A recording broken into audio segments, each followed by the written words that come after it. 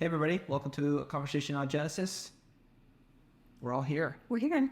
Rich, Scott, today. That's great. I feel like it's been a while. I wasn't here last week. I missed you guys. We missed you. I think Ty was here last week. That's like, there were more. There were. Ty did a great job filling in enough. Yeah, good. I think we have a bunch of people that do such a great job. Speaking out in there, that do stuff. And enjoy it, which is great. I like that. I don't care if they enjoy it or not. No, it's good. Yeah. You've said maybe it was more so in the past. Maybe it's not changed up, but you don't love speaking. Hey, speaking. That's good. It's my least favorite thing I do. Why do you need it? What is about it? I don't learn from people speaking at me. So the idea of forcing people to do something that I dread, it seems really stupid. Oh, that makes sense. But that's not what we're trying to do. Yeah. They still is though. There's still someone talking at you, and then even I don't know if necessarily, like I struggle when I try to engage in dialogue questions because it's hard for me. I need time to process. So like knowing the stuff ahead of time, I find really helpful. Yeah. But like if I was actually sitting at the table, I don't think I would be a good participant. That makes sense. Yeah, it's learning is actually even more complex than learning is how you determine who can speak into your life. I think that is that unloaded reality. So one more time, like who gets a ticket to speak into your life? One, so like ticket number one is that I would at least listen, which, I'm actually going to hear what somebody says. Listen, it's pretty easy. Sometimes, yeah. None. I struggle with listening. No, I won't. The big difference between listening, being in the same room and letting the words bounce off, that's easy. I could not be a disruption. Yeah. The base level. Yeah. But to be able to have in whatever environment, it's even in a mass environment, to have somebody that would, who do you listen to more intently? I have a couple people in my life that I almost hang on every one of their words. How directly correlated to that is the people that you spend the most time with. That there's some connection to that. I think a lot of it is like, I don't know, it's out of relationship for sure. Yeah. Mm-hmm. Yeah. I'm not easily impressed with somebody being important. Yeah. Yeah. I got to bring Parker with me to do a photo shoot for a lady that owns a local business, and I think she has some past history with church, but she's definitely not practicing. And so, but it was fine. There was a moment where she was like, yeah, when I tell my friends that you're a photographer, and then I tell them you're a pastor, I always have to like qualify it that you're one of the good ones. Yeah. I was told Parker afterwards, I was like, that's the goal in that, is that you get to have these moments where, somebody is you, and it's not a pat in the back of yourself, but it's part of the purpose of that relationship. Like if I didn't do that, she didn't pay me twice to come take photos, I wouldn't get that opportunity. Yeah. And there's something unique about being able to serve people in that way that gives you the opportunity to have that relationship over time. Well, part of that, you're talking exactly about it. Part of the challenge of being the church, or just using the word evangelism, is that in a massive amount of modern history, till maybe even recently, the title of being a pastor meant, boy, this person deserves some reverence, deserves some attention. They are a voice of reason and direction, and so that's why, just even the surnames of reference of reverence. Yeah. And that is gone. Which I'm kind of glad. I mean, I think it's mostly gone. I think there's some places where in the community I live in where that's still there. Yeah. But I do think that causes trouble. Like that idea of like, just because someone has a title, there's some assurance. Because like I was actually somebody you knew yesterday. We were chatting and we were just talking about some of the things that happened on the north side and all over the city, obviously, not just the north side, more on the south, like during the riots and during the pandemic and all of that. And how some of the people that went to solve the problem were all leaders, which was important, but they didn't always welcome voices that were residents or not leaders, or, even like some teachers that really are working with students that are struggling. And I felt like that was a huge miss, because I think the teachers and even like the principals, like they're the ones that are with these kids all the time. And just having that reverence, it didn't open the door for people that probably it needed to open the door for. Or even the youth, being able to speak into what's going on. Culturally, I think this is true, is that it's not just pastors that have gotten implicit reverence is gone. If you're a CEO, a principal, a police officer, a elected official or whatever, there is not. Just because that's who you are. Which is a strength in culture, because it allows us to cause change as opposed to just letting change happen to people, to culture. But there's also a lot of,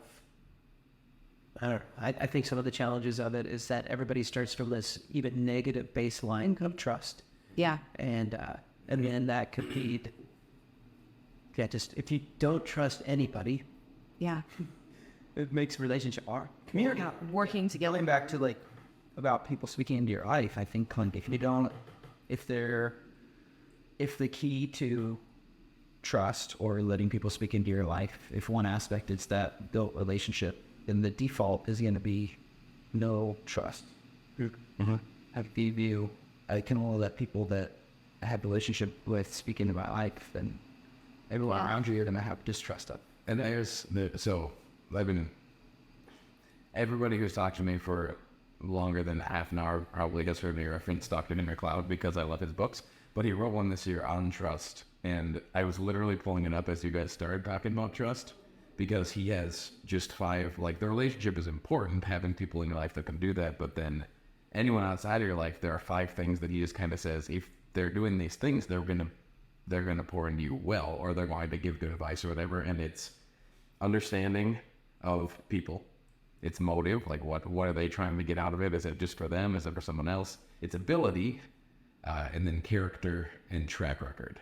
Like, it's just a really interesting way to look and go, does this person have good motive? Are they actually doing this for people? And it was just really interesting. And then you guys started talking about trust. I was like, that makes sense. But, but that doesn't have to be like people that have a relationship with you. Obviously, there's more agency there because you've had that time. But then if there are people who, are going to have some great stuff that can pour into you, like, shit, let.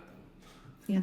I think we question motive all the time. That's it. I think if you're in the extreme of not trusting people, you would hear all of those things and go, those are all, I cannot determine any of those things in somebody else, especially somebody that I don't know very well.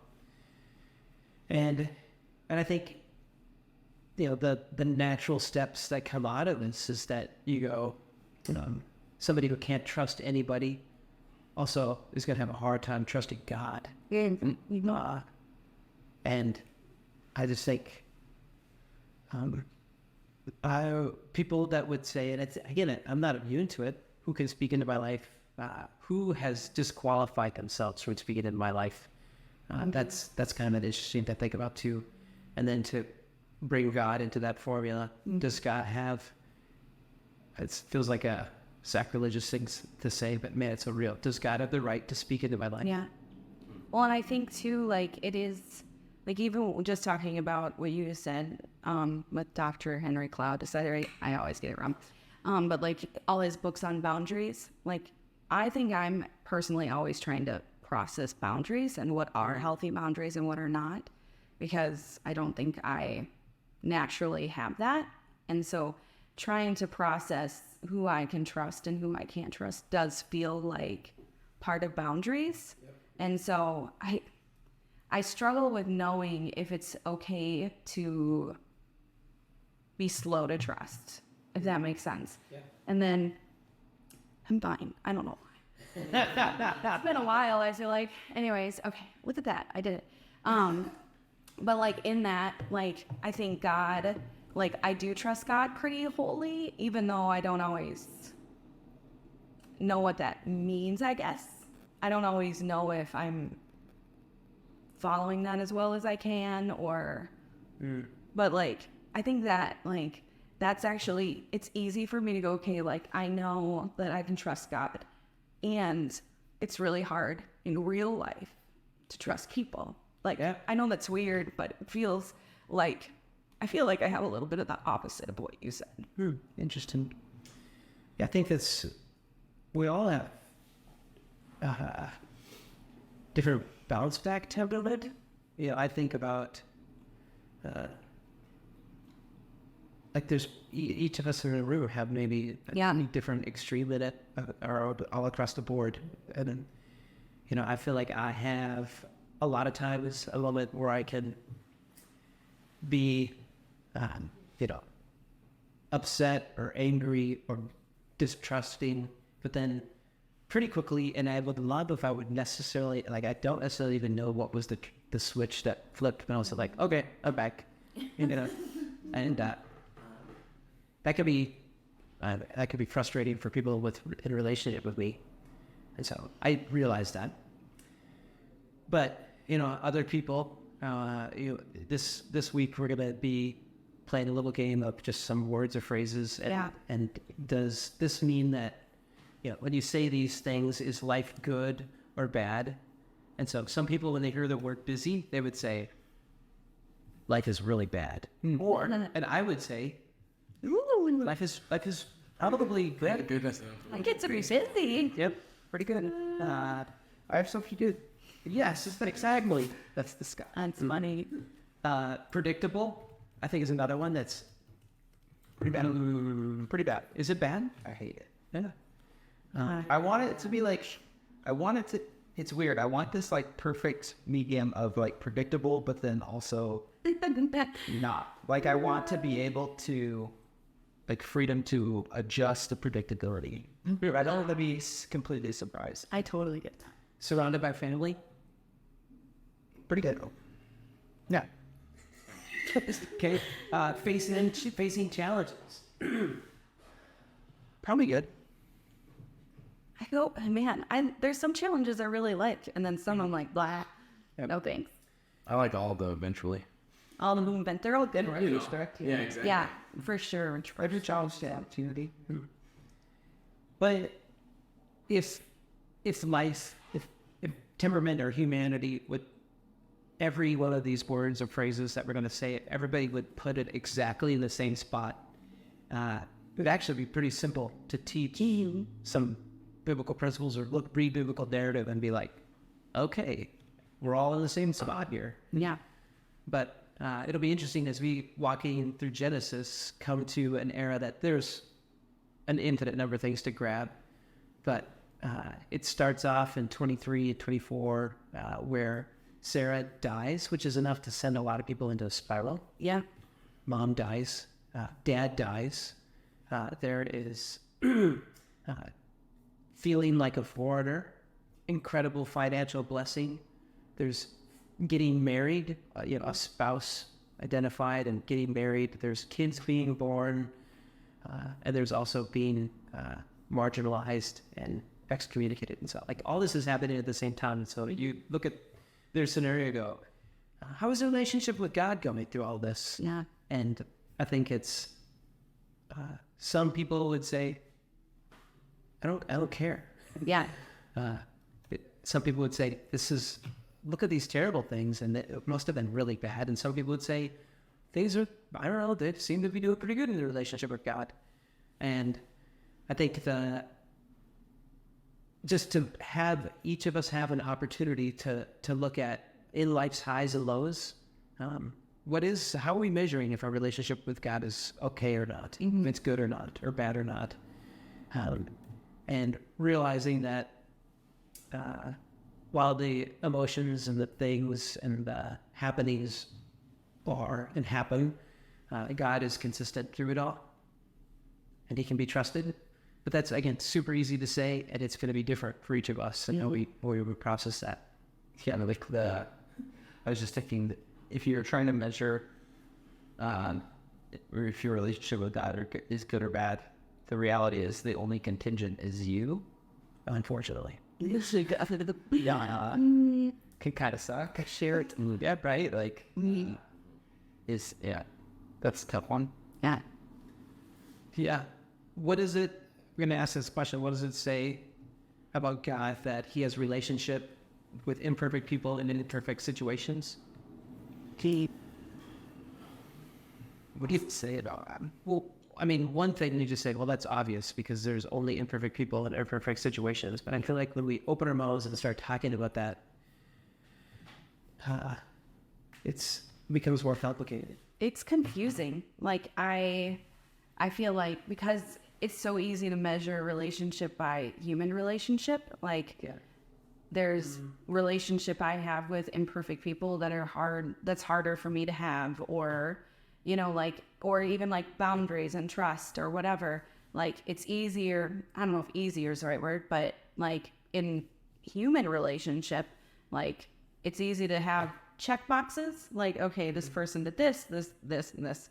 Do I trust myself with that person, and go, okay, so if I don't trust myself with that person, or safety, I know you guys are probably like, safety isn't as much something you care about, but let's Ease, baby. ease. It's the same. It's a different word, but it's the same. I think, unfortunately, in my mind, I used the word, and it's not good, but I used the word valuable. Like, is this relationship with this person valuable? Yeah. Like, I think That's also funny how we're all, there's a difference. It's a different. what is the return on investment in this relationship?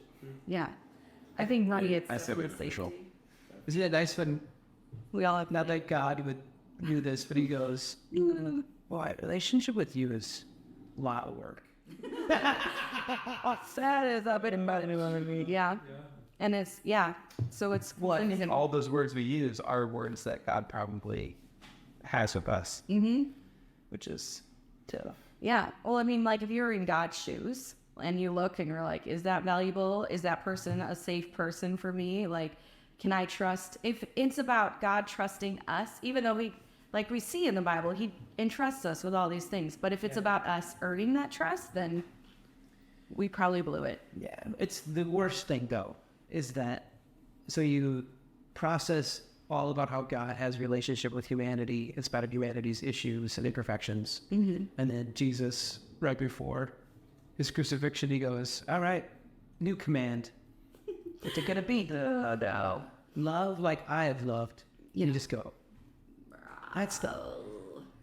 because his love, his relationship, the thing that will just continue to fill through Genesis and throughout biblical narrative is that God is incredible at doing the work of love in the midst of it.